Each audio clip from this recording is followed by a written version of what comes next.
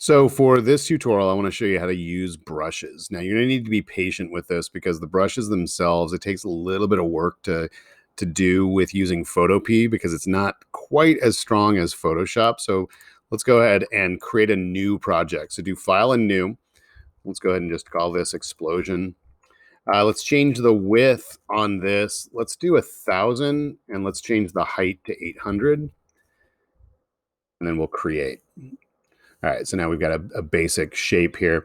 What we're going to do is let's go ahead and open up the data file that we're using. So for this first one, I'm going to do Jungkook. Click OK. Now what we want to do is I want to take this picture out of the background. So the first thing I'm going to do is I'm going to grab this eraser. I'm going to erase that junk that's up there. Erase that junk that's right there. And then now what I'm going to do, so I'm going to grab the object selection. Whoops, didn't mean to do that. Let's draw a lasso around this.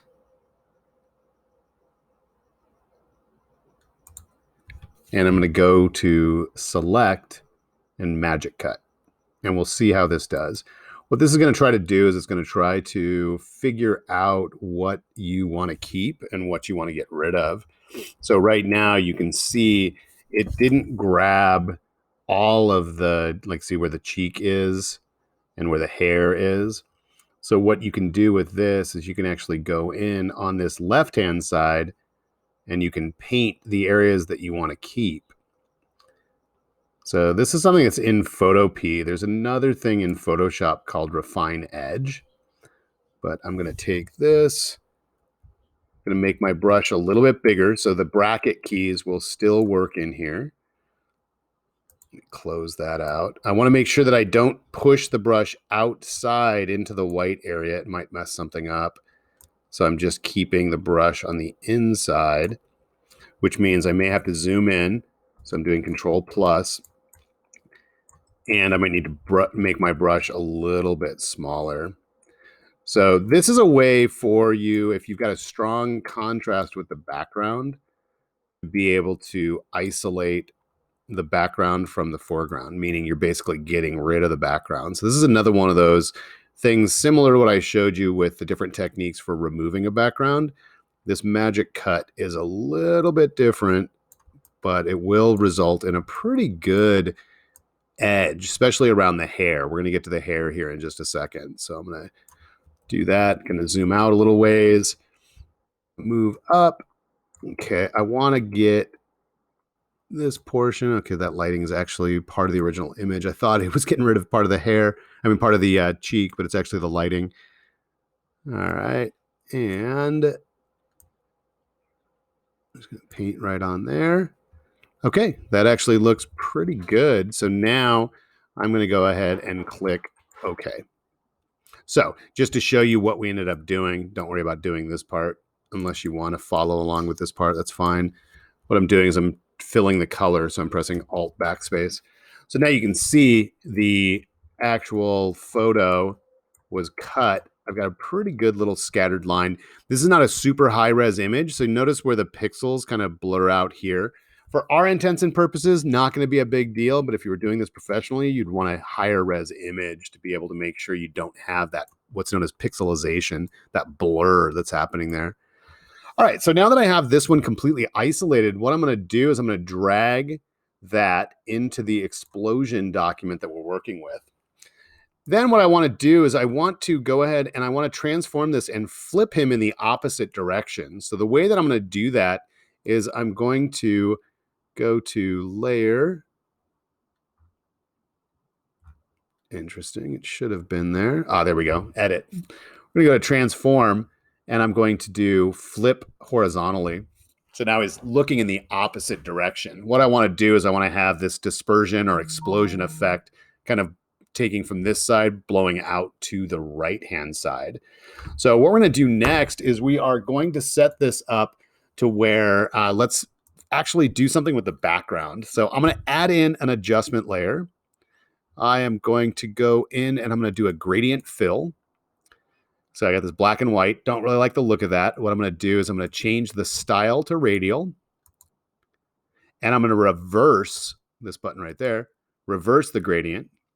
Still way too strong. So I'm going to make the scale larger. By making this larger, what it's doing is it's creating a shadow on the outside. So it looks like maybe he's against a photography backdrop. And then there's a little bit of shadow that's happening along the outside. And I can click there. And in fact, since I have the transformation boxes showing, if you don't see these, just turn that check mark on. I can actually drag this around. Doesn't really be necessary, but basically I've got him set up. Okay, so now let's go ahead and load a brush. So before I do that, I want to show you briefly again with brushes. Brushes are awesome. There's so many different ways to utilize brushes. So I'm going to choose a color right here.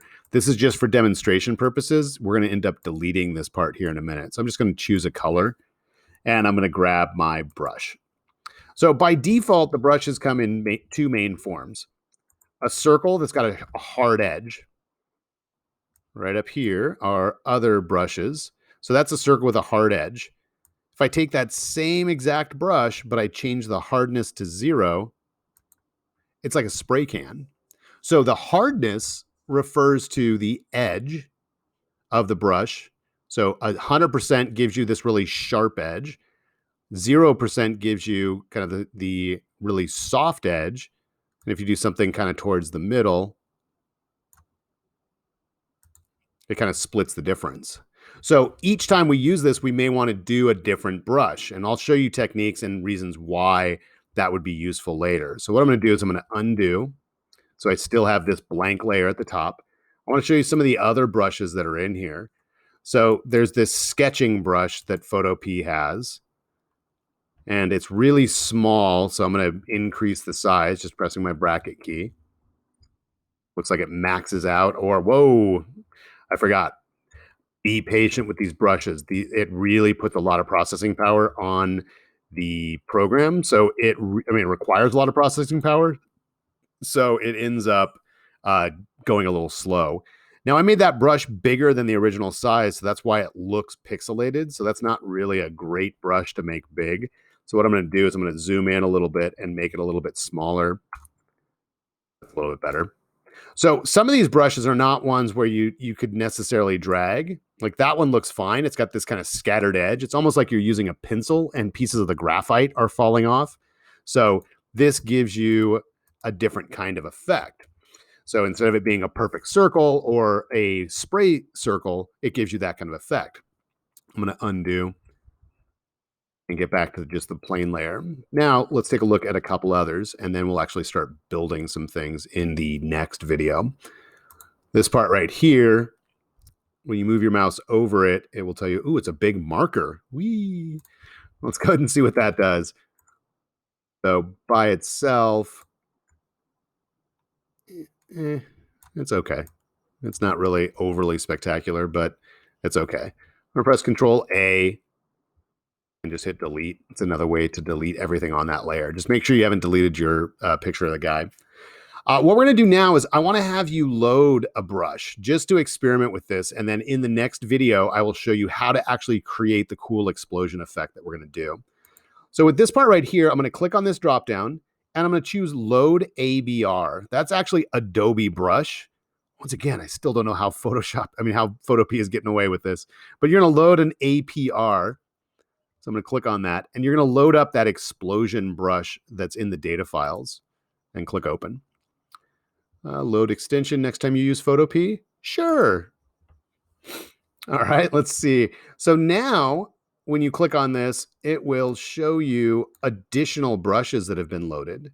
You can also look at the brushes by coming over here. BRU is the brush panel. And this brush panel is going to give you other options to rotate things around. So for example, let me grab that marker brush again. The amazing marker brush. I'm going to click once. Whee! And then the noises are optional. I can change the spacing. So now when I drag with the brush, See, it's having some space there. Let me undo. I can change the angle. So now the brush is going that way, and I can switch the brush back and have it go that way, and switch the brush over here and have it go that way. And so it's a way to be able to take that one singular brush and be able to make some changes to it. Now, there's some other dynamics that can be used. I'm not going to use these right now because I really found that this is one of the areas that Photopea is weakest in comparison to Photoshop so far with our beginning tutorials. This processing power, and the processing power required to do this is so much more than I think the website can really handle. And we'll get into more of that when we start using Photoshop.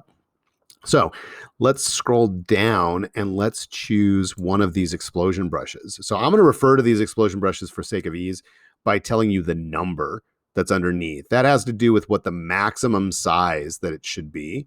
So let's go ahead and try, let's do this 1538. And I'm going to click on that one to make it active. I'm going to reduce the size of this down, and this is where it's going to start to go slow. I'm going to reduce the size down to about 100, 115, and I'm going to close that panel. And I click. Now let's zoom in a little bit.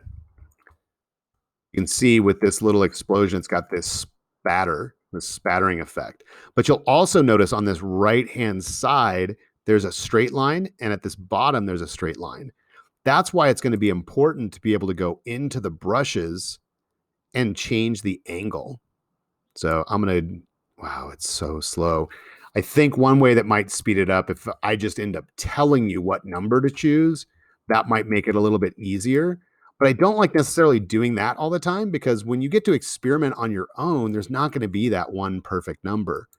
But I just changed that to 90.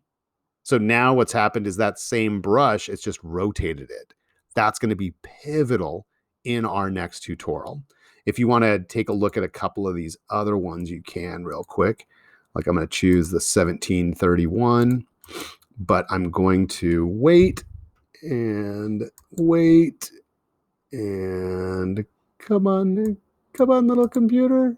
Come on, little website. Wow, look how giant that brush is. That's awesome for high-res images and images that we might end up printing.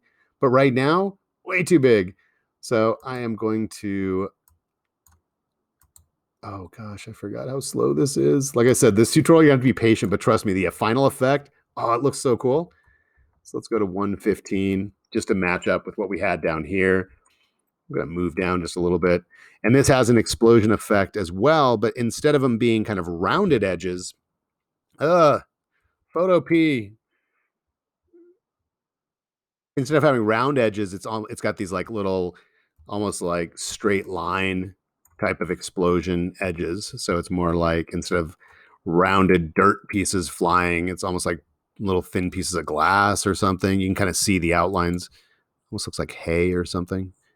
So that is the thing with the brushes. Now, that was not the effect we're going for. We are going to create something that looks really cool with this in the next tutorial. For now, go ahead and take that piece, go ahead and delete out that layer and delete out your background. Turn both of those back on and be ready and be patient with these brushes.